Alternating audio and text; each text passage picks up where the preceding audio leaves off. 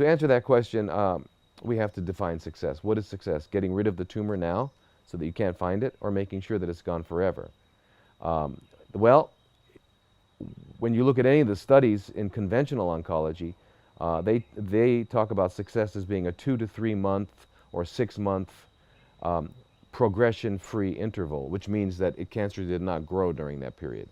And if that happens, if it didn't grow during the target for that particular study, it didn't grow for 3 months, they call that success. I don't consider that success at all, okay? Because as soon as you stop the therapy, it starts growing.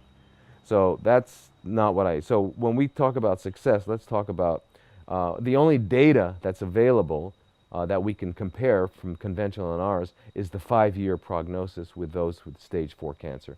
And what we know is that in the Clinical Journal of Oncology, published in 2005, the data showed that the 5-year prognosis for cytotoxic chemotherapy is 2.1% in the US and 2.3% in Australia.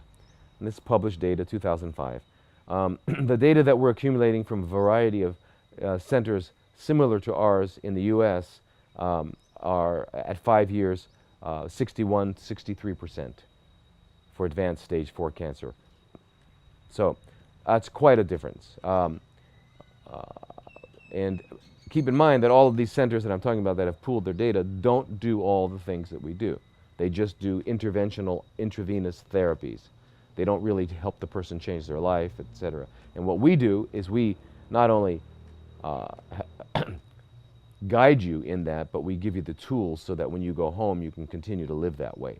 So now here in Thailand, we've only been open here a year, so we don't really have a lot of accumulated data. But the data I'm talking about that we have is the data that I've accumulated in my practices over the last 20 years, and it's very consistent.